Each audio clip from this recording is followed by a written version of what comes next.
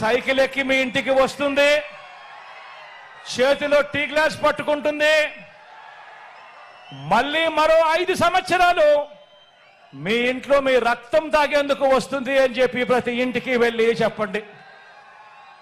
పొరపాటు చేయొద్దు అని ప్రతి ఇంటికి వెళ్ళి చెప్పండి.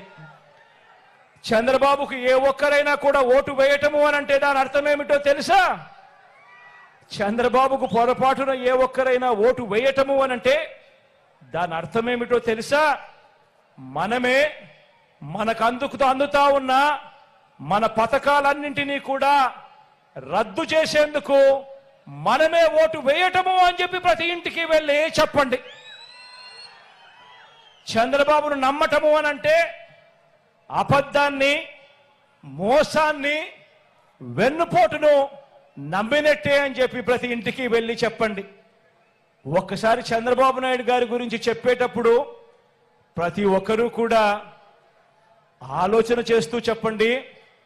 ఇదిగో చంద్రబాబు తీయటి మాటలు, రంగురంగుల వాగ్దానాలు, చంద్రబాబు నాయుడు మాటల్లో విషయం ఎలా ఉంటుందో ఇదే దత్తుపుత్రుడితో, ఇదే మోడీ గారితో కలిసి ఇదే చంద్రబాబు